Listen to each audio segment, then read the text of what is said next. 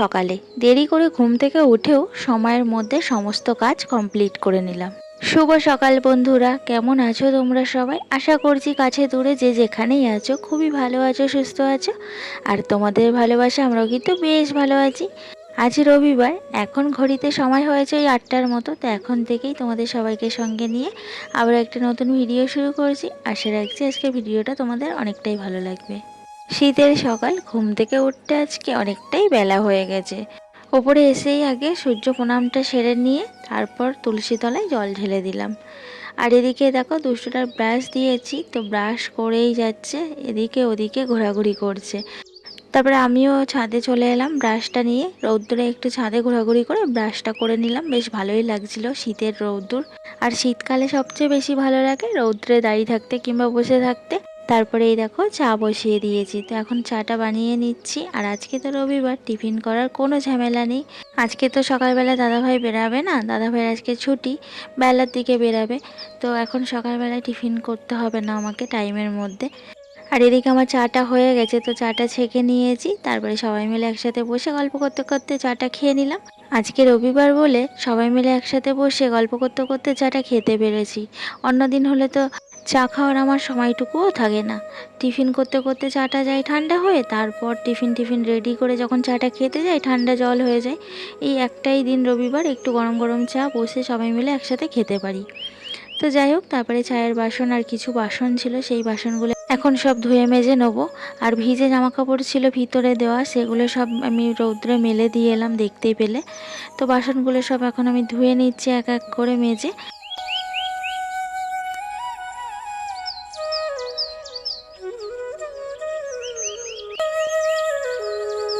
আজকে শুধু একটাবার দেখো ঘড়িতে এখন কটা বাজে। ঘড়িতে এখন 10:30 বাজতে যায়, 10টা 20। তো এত বেলা হয়ে গেছে, আর দেখো আমার ঘরের এখনো কোনো কাজ হয়নি। আজকে উঠতে তো দেরি হয়ে গেছে, তোমরা তো জানো। আর ঘরের এখনো কোনো কাজ হয়নি। তো চলো আমি বিছানাটা ঝটপট গুছিয়ে নিই। আজকে বিছানাটা আমি ম্যাজিক করে গুছিয়ে নেব।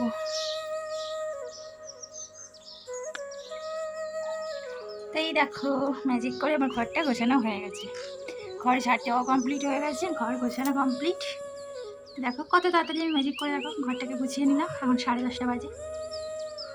তো চলো এবার ওপরে ঘরটা ম্যাজিক করে গুছিয়ে নেব। রোজ রোজ তো ঘর গোছানো দেখাই, বিছানা ঝাড়া, ঘর ঝাড় দেওয়া, ঘর পোছা। আজকে ভাবলাম একটু ম্যাজিক করে কাজগুলো করে নিই। নিচের ঘরটা তো আমার গোছানো হয়ে গেছে, আর ওপরের ঘরটা এখনও বাকি আছে গোছানো। তাহলে চলো ওপরের ঘরটাও ম্যাজিক করে গুছিয়ে নিই। আর এখানে জল গরম করতে দিয়েছি আমি, না জামা কাপড় ভেজাবো। বিছানার চাদর আছে একটা, ওটা গরম জলে দেবো। গরম জলে জামা কাপড় ভিজিয়ে কাচলে জামা কাপড় খুব ভালো পরিষ্কার হয়। আর এখন তো শীতকাল, তো আমি দেখে নিই জলটা গরম হয়েছে কিনা। জলটা যদি গরম হয় জামা কাপড়গুলো একেবারে সার্ফ মাখিয়ে তারপর উপরে যাব। তো জলটা গরম হয়ে গেছে, জামা কাপড়গুলো একেবারে সার্ফ মাখিয়ে নিই, তারপর ওপরে যাব। ওপরে কাজ সব মিটিয়ে এসে জামা কাপড়গুলো কেচে স্নান করে নেবো, তাহলে জামা কাপড়গুলো না ভালো পরিষ্কার হবে। আর এখন শীতের সময় না গরম জল দিয়ে না কাচলে জামা কাপড় ভালো পরিষ্কার হতে চায় না। তো এই যে এখন আমি জামা কাপড়গুলো সব সার্ফ মাখিয়ে নিচ্ছি। আর এই বালতিটাতে আর একটু জল দিয়ে দেবো, দুষ্টুটা তাহলে স্নান করে নিতে পারবে গরম জলে। তো সব কাজ মিটিয়ে দেখো আমি এখন ওপরে যাচ্ছি। আর এই যে ঝাঁটা নিয়ে ওপরে ঘর ঝাঁট দিতে হবে। ওপরে একটা ঝাঁটা আছে, তো ঝাঁটাটা না মানে নষ্ট হয়ে গেছে। ওপরে ঘরটা আমার গোছানো হয়ে গেছে, তো আমি ভিডিও করেছিলাম। তো আমার কপালটা এতই খারাপ, দুঃখের কথা আর কি বলবো। তো ভিডিওটা না কিভাবে ডিলিট হয়ে গেছে, তো তোমাদেরকে আর দেখাতে পারলাম না। যাই হোক, তারপরে সবজিপাতি বসে কেটে নিলাম, আনাজপাতি কেটে চলে এলাম রান্নাঘরে। তো রান্নাঘরে এসে এই যে আলুগুলো এখন লাল লাল করে ভেজে নিলাম। আর এই যে দাদাভাই মাংস নিয়ে এসেছে, এটা হলো হাঁসের মাংস। তো দাদাভাই খুবই ভালোবাসে খেতে, বাট আমরা কেউই খেতে ভালোবাসি না, শুধু দাদাভাইয়ের জন্যই করে দেবো। তো দেখো হাঁসের পেটে আবার ডিমও হয়েছিল, এই যে লাল লাল মতো গোল গোল, ওগুলো কিন্তু ডিম। তো দেখে বেশ ভালোই লাগছে। আমি কোনো দিন রান্না করিনি, একবার করেছিলাম অনেক দিন আগে। আর এই আজকে আবার নিয়ে এসছে, তো আজকে একটু রান্না করে দেবো। দাদাভাই একাই খাবে, কারণ আমিও খাবো না, আমার মেয়েও খাবে না, আমরা কেউই খাই না। আজকে তো রবিবার, দাদাভাইয়ের ছুটি, দাদাভাই বাড়িতে আছে। তো রবিবার করে না দাদাভাই চিকেন নিয়ে আসে। ছেলেটা খুবই বায়না করে, ও তো মাছ টাছ কিছু খেতে চায় না, ও একটু চিকেনটা খেতে ভালোবাসে। তার জন্য রবিবার করে দাদাভাই চিকেন নিয়ে আসে। তো চিকেনই আনতে গেছিলো দোকানে, আনতে গিয়ে হাঁস দেখে হাঁসটা নিয়ে চলে এসেছে এসেছে।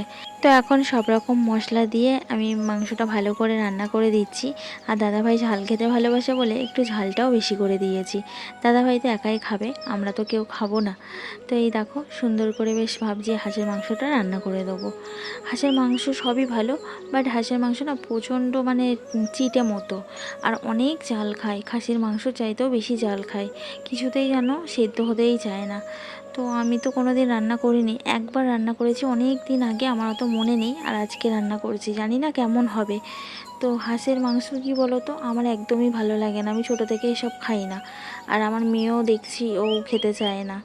তো যাই হোক, কী আর করা যাবে। কষানোটা বেশ সুন্দর হয়ে গেছে, তো পাশে গরম জল করে রেখেছিলাম, জলটা ঢেলে দিলাম। এবার ফুটুক, বাকি কাজগুলো আমি করে নিই। তো বাসন পড়েছিল রান্না করতে করতে, সেই বাসনগুলো এই যে ধুয়ে নিলাম, মিক্সির বাটিটাটি। আর বাসন জমিয়ে রাখা আমার একদম ভালো লাগে না, একটা দুটো যাই বাসন হোক না কেন আমি সাথে সাথে ধুয়ে নিই। তারপরে স্নানটা করতে গেছিলাম, তো তরকারিটা বসিয়ে গেছিলাম, জানি না তরকারিটার কী অবস্থা। তো এসে দেখি তরকারিটা হয়ে গেছে। তরকারিটা এবার গরম মশলা দিয়ে তরকারিটা নামিয়ে নেবো, একদম পুরো ঝোল টোল ঠিকঠাক আছে। আমি কিন্তু তরকারিটা রান্না করেছি, চাকিও নি, জানি না তরকারিটা কেমন হয়েছে, সব কিছু ঠিকঠাক আছে কি না। তো যা হয়েছে হয়েছে। তো তরকারিটা বেশ দেখে মনে হচ্ছে ভালোই হয়েছে। তরকারিটা নামিয়ে রান্নাবান্না কমপ্লিট করে ছাদে চলে এলাম, জামা কাপড়গুলো এখন মেলে দেবো, তারপরে ঠাকুর ঘরে গিয়ে ঠাকুর পুজোটা সেরে নেবো। তো রোদ্দুরটা ওই কোনার দিকে অল্প অল্প আছে, আর এদিকে রোদ্দুর চলে গেছে। আজকে রান্নাবান্না সেরে তারপর স্নান করেছি, তার জন্য বেলা হয়ে গেছে, রোদ্দুরটাও চলে যাচ্ছে। আর শীতের রোদ্দুর তো বেশিক্ষণ তো থাকে না।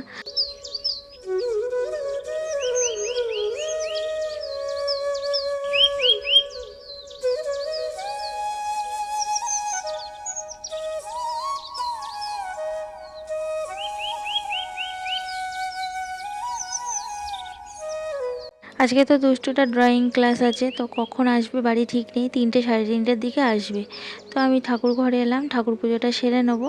সকাল থেকে তো ঠাকুর ঘরে ঢোকা হয়নি, তো জানলাটা খোলা হয়নি, তো জানলাটা খুলে পর্দাটা গুটিয়ে দিলাম, বেশ ভালো আলো বাতাস ঢুকছে। তারপরে এই যে বাসি ফুলগুলো আমি এখন একটা পাত্রে তুলে নিলাম। তারপরে ঠাকুর ঘরটা ভালো করে এখন আমি পুছে নিচ্ছি, সব জিনিসগুলো সরিয়ে। তারপর ঠাকুর ঘরের সিঁড়িটাও আমি সুন্দর করে পুছে নিলাম। আর এই দেখো আমি ভোলে বাবাদেরকে স্নান করিয়ে নিয়েছি, গা বুঝে তারপর আসনে তুলে দেবো। কালকের ভিডিওতে এক দিদিভাই আমাকে কমেন্টস করেছে, কমেন্টসটা দেখে না আমার খুবই ভালো লাগলো। আমার দুষ্টু তোমাদের চেনা জানা না হয়েও তোমরা এত ভালোবাসা ওকে দিচ্ছ, এটা কত বড় পাওয়া বলো তো। তো দিদিভাইটার নাম হলো স্বপ্না দেবনাথ। তো দিদিভাই তোমাকে অনেক অনেক ভালোবাসা আমার তরফ থেকে, তুমি এইভাবে আমার পাশে থেকো। ঠাকুর ঘরে এসে এই কাজগুলো কিন্তু আমার প্রত্যেক দিন করতে হয়। তো ঠাকুরগুলোকে সব আমি পুছিয়ে তুলে দিলাম আসনে। তারপরে দেখো ফুলগুলো সব একটা পাত্রে বার করে নিলাম।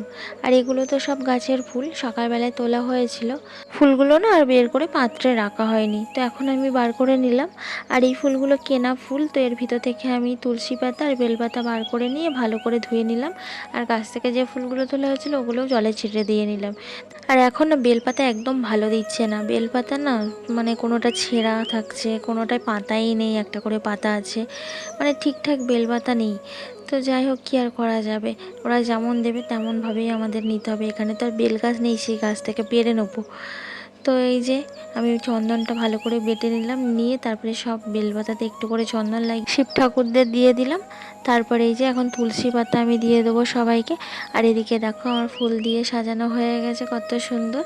তো প্রত্যেক দিন কিন্তু এইভাবেই আমাকে সব ঠাকুরগুলোকে ফুল দিয়ে সুন্দর করে সাজাতে হয়। ঠাকুর পুজো দেওয়া হয়ে গেছে, এবার আমি বাইরে যাব, 5 মিনিট পর আবার ঠাকুর ঘরে আসব, এসে ঠাকুরের থালা বাসনগুলো সব তুলে নেব। আর এই দেখো 5 মিনিট হয়ে গেছে, আমি চলে এলাম ঠাকুর ঘরে। তো থালা বাসনগুলো সব তুলে নিয়েছি। এখন আমি যেখানটায় আমি ঠাকুরের জল মিষ্টি দিয়েছিলাম সেখানটা ভালো করে পুছে নিচ্ছি।